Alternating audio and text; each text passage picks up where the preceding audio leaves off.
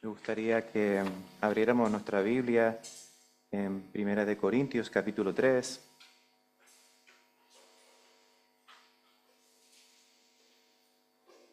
Primera de Corintios, capítulo 3. Y nos vamos a concentrar en los versículos 6 y 7, pero vamos a hacer lectura del 1, del 1 al 9. Yo voy a hacer lectura en la Nueva Traducción Viviente. No difiere mucho de las demás traducciones, pero recordemos que se van a notar algunas diferencias, pero la Biblia es la misma, el mensaje también es el mismo. ¿Amén? ¿Tenemos? Bien. La Biblia en 1 Corintios capítulo 3 se titula Pablo y Apolo, siervos de Cristo, y dice de esa manera: Amados hermanos, cuando estuve con ustedes, no pude hablarles como lo haría con personas espirituales. Tuve que hablarles como si perteneciesen a este mundo o como si fuesen niños en Cristo. Tuve que alimentarlos con leche, no con alimento sólido, porque no estaban preparados para algo más sustancioso, y aún no están preparados, porque todavía están bajo el control de su naturaleza pecaminosa. Tienen celos unos de otros y se pelean entre sí. ¿Acaso eso no demuestra que los controla su naturaleza pecaminosa? ¿No viven como la gente del mundo? Cuando uno de ustedes dice, yo soy seguidor de Pablo, y otro dice, yo sigo a Apolos, ¿no actuamos igual que la gente del mundo? Después de todo, ¿quién es Apolos? ¿Quién es Pablo? Nosotros solo somos siervos de Dios, mediante los cuales ustedes creyeron la buena noticia. Cada uno de nosotros hizo el trabajo que el Señor nos encargó. Yo planté la semilla en sus corazones, y Apolo la regó, pero fue Dios quien la hizo crecer. No importa quién planta o quién riega, lo importante es que Dios hace crecer la semilla. El que planta y el que riega trabajan en conjunto con el mismo propósito, y cada uno será recompensado por su propio arduo trabajo, pues ambos son trabajadores de Dios, y ustedes son el campo de cultivo de Dios, son el edificio de Dios. Amén.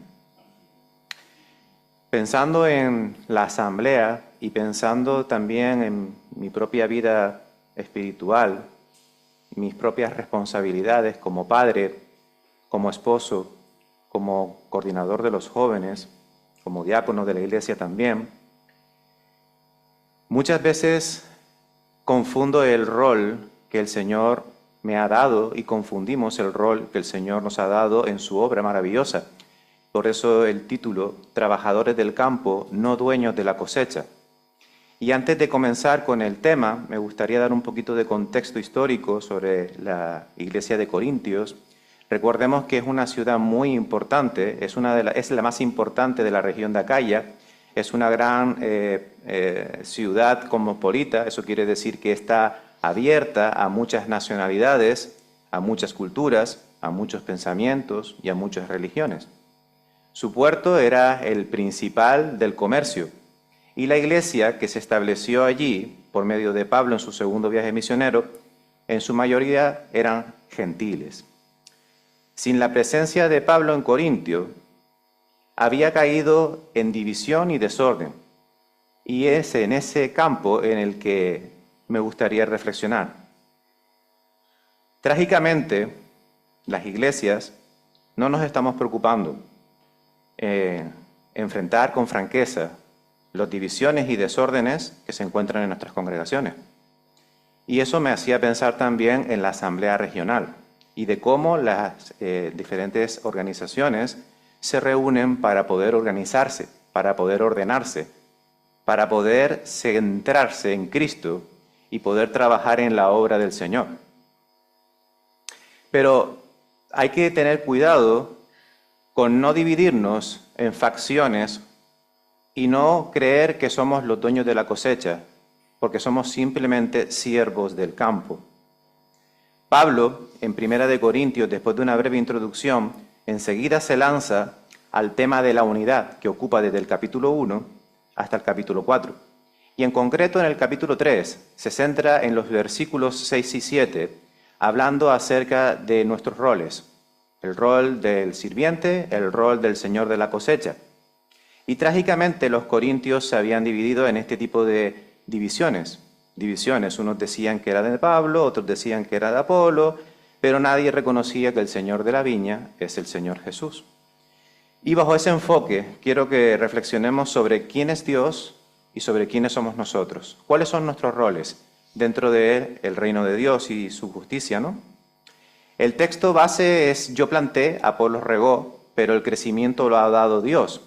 Así que ni el que planta es algo, ni el que riega, sino Dios que da el crecimiento. Todos hemos intentado en muchas ocasiones cambiar a alguien.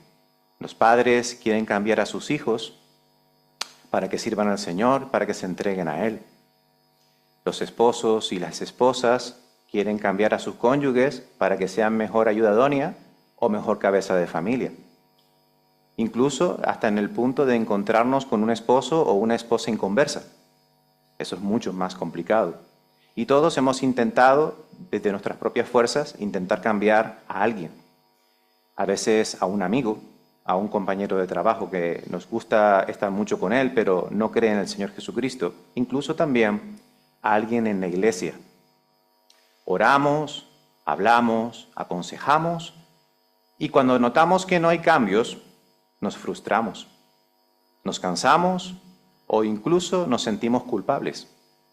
A veces cargamos con una responsabilidad que Dios nunca nos ha pedido que tengamos.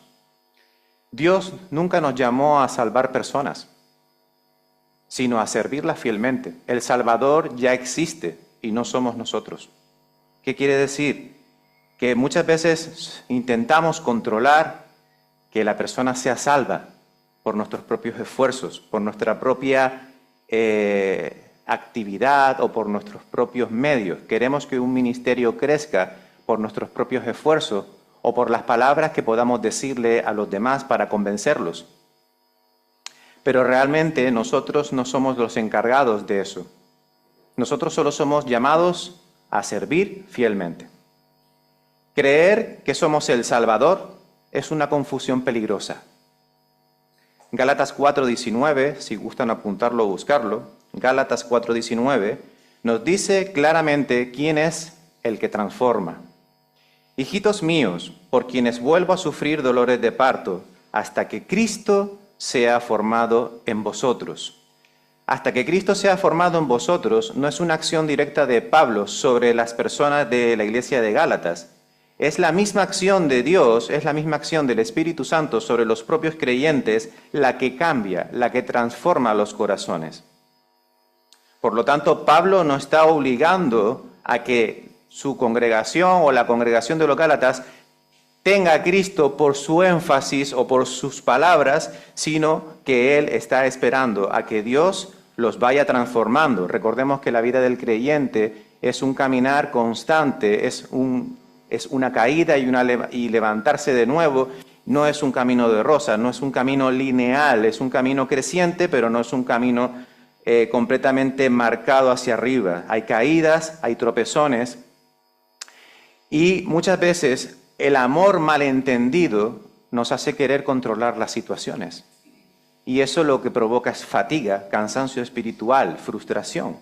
Orgullo si funciona y culpa si fracasa. Pero no es así.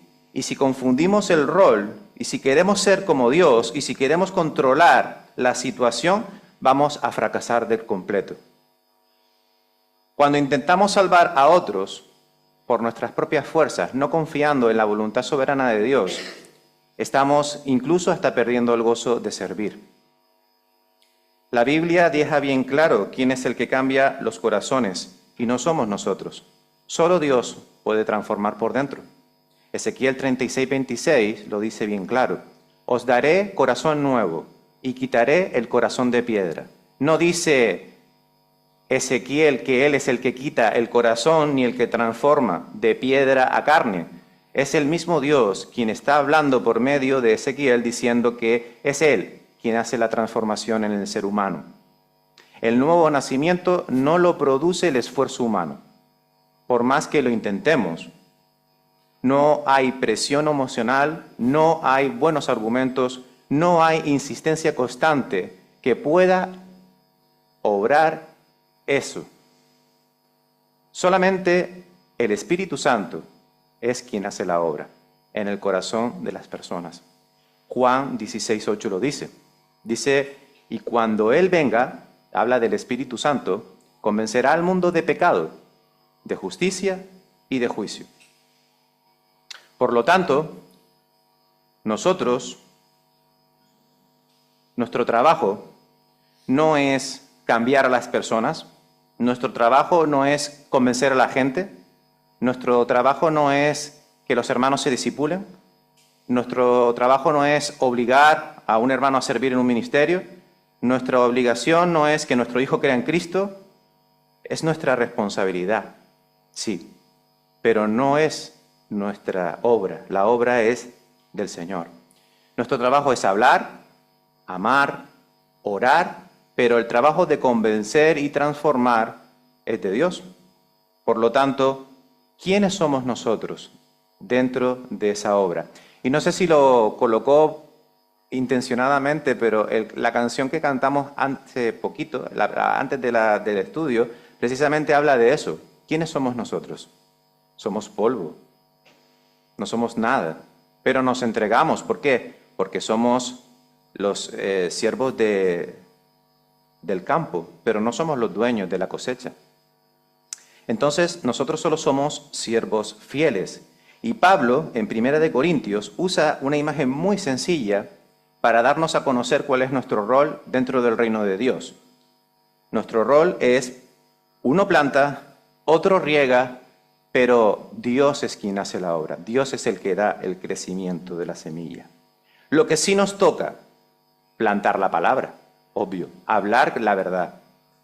Regar con amor, por supuesto, nada de arrogancias, nada de dobles intenciones, no hablar con actitud agresiva, ni tampoco predicar el Evangelio con armas que no son dignas de la palabra del Señor. Paciencia, por supuesto, nosotros tenemos que tener paciencia. Y los padres saben perfectamente de qué se trata ese conocimiento, la paciencia. Y por supuesto, y creo que muy importante también, amor, paciencia, pero sobre todo ejemplo.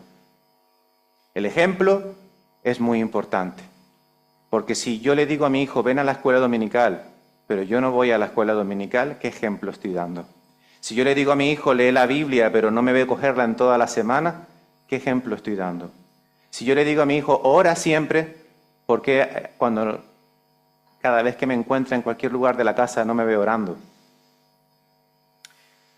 Si yo le digo a un hermano, asiste a la iglesia, y yo no voy a alguna de las diferentes reuniones porque tengo otras cosas que hacer, no le estoy dando ejemplo al hermano tampoco. Si yo le digo a un hermano, persevera, pero yo no cambio ni crezco, pues yo no estoy haciendo ejemplo. Eso es lo que sí nos toca, perseverar, pero sin controlar los resultados. Muchas veces tendemos a hacer números. Hablo desde el ministerio de jóvenes.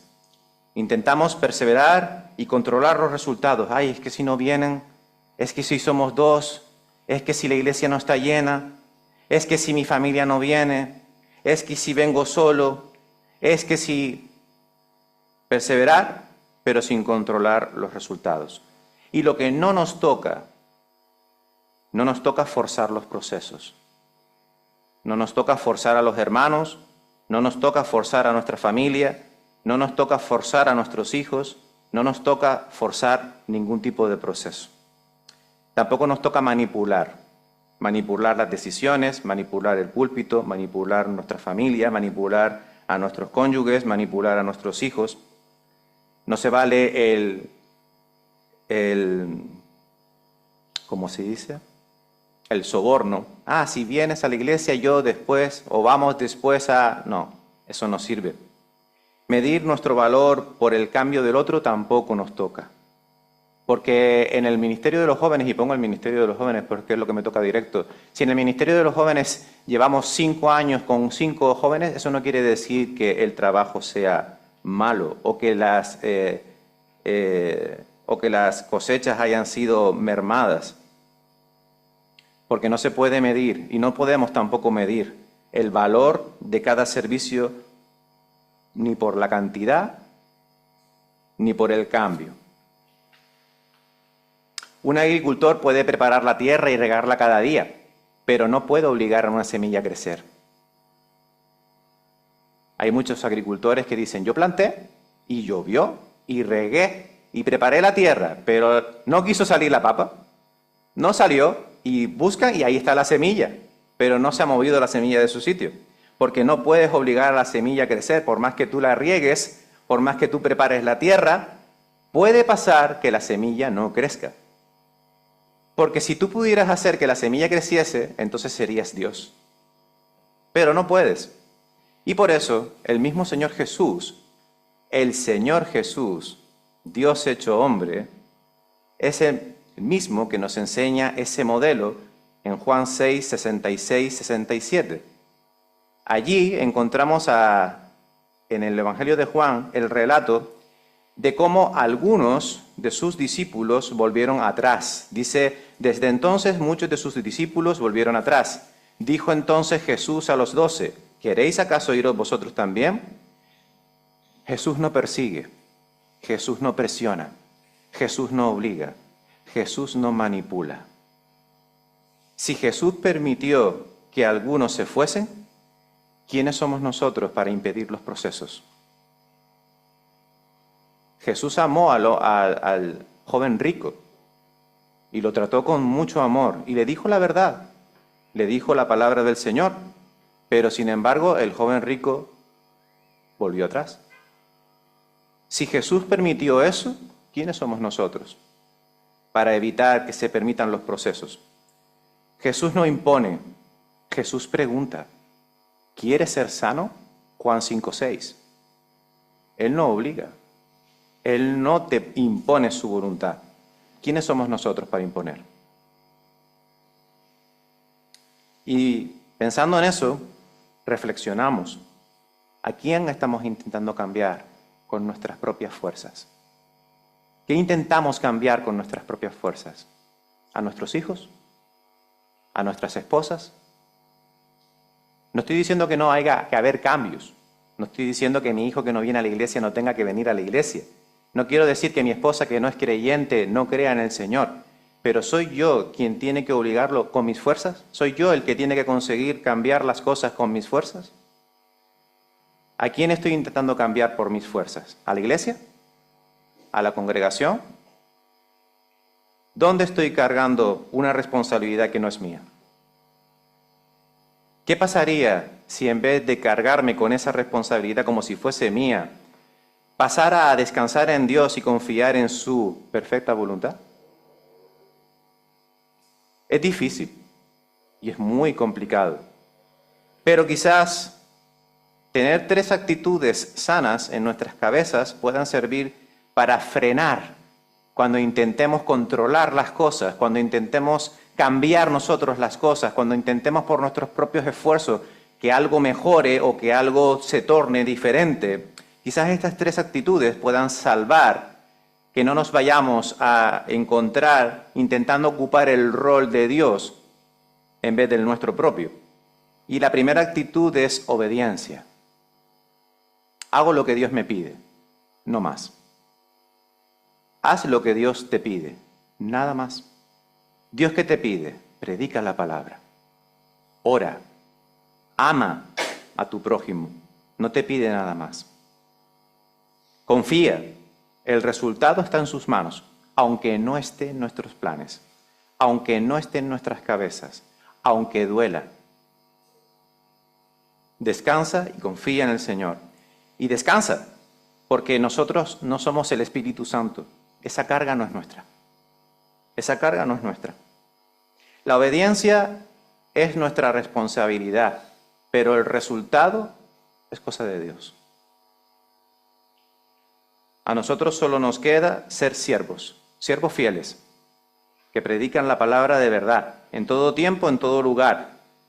Pero no somos salvadores, somos siervos. No cambiamos los corazones, Dios es quien transforma. Y nuestro llamado no es tener éxito visible, es ser fiel, nada más. Y les dejo muy rápidamente, porque no quería alargarme demasiado con este tema, sí quería marcar bien el concepto. Zacarías capítulo 4, me gustaría que lo leyéramos juntos. Zacarías 4:6, para que reconozcamos, para que siempre tengamos en mente lo que el Señor dice en el capítulo 4, en el versículo 6. Entonces me dijo el Señor, dice a Zorobabel, no es por el poder ni por la fuerza, sino por mi espíritu, dice el Señor de los ejércitos celestiales. Nada impedirá el camino de Zorobabel, ni siquiera una montaña gigantesca, pues se convertirá en llanura delante de él. Aunque queramos mover montañas, aunque tengamos la fuerza de moverlas, si no es la voluntad de Dios, no se mueve. Si no es la voluntad de Dios, no se mueve. Y simplemente, nada, recordar que no somos los dueños de la cosecha, no somos los dueños de la iglesia, no somos los dueños ni siquiera de nuestros propios hijos. Solo somos siervos. Somos siervos del campo. Y si solo somos siervos del campo, solo tenemos que acordarnos de que lo que tenemos que hacer es obedecer, confiar y descansar. Esas tres. Que el Señor le bendiga. Oramos. Padre Celestial, te damos gracias, Señor, por tu palabra y te damos gracias, Señor, porque tú eres el dueño de la cosecha. Porque si nosotros fuésemos los dueños, Señor, no me puedo ni imaginar, Señor, cómo estarían las cosas. Pero gracias que tú eres el dueño y el que controlas todo, absolutamente todo, podemos obedecer y confiar y esperar.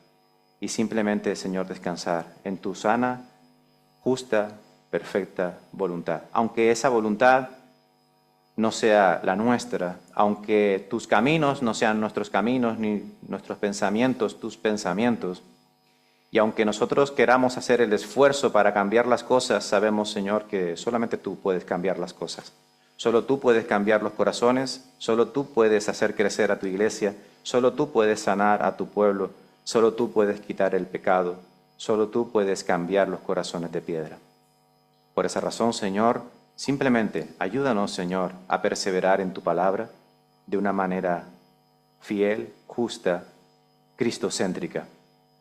Que tú seas todo nuestro ser y que tú nos ayudes, Señor, a ser ejemplo, a ser obedientes, a ser fieles y a cumplir lo que pedimos también a todo el mundo, Señor. Si nosotros queremos que las personas sean salvas, si nosotros queremos que las personas estudien la Biblia, si nosotros queremos que las personas oren, Señor, ayúdanos a siempre ser ejemplo, Señor. Ayúdanos a ser ejemplo en casa, con nuestros hijos, en la escuela dominical, Señor, ayúdanos a asistir para que podamos, Señor, ser ejemplo a ellos. Ayúdanos, Señor, también a discipularnos, Señor, para también ser de ejemplo a toda la iglesia. Y, Señor, sin forzar, que tú seas discipulándonos, Señor, por medio de tu palabra continuamente, Señor, porque tu iglesia necesita crecer para dejar de ser inmadura, Señor, y que cada vez se forme más en nosotros el carácter de Cristo, nuestro Señor y Salvador. Gracias te damos por todo, en el nombre de Cristo. Amén.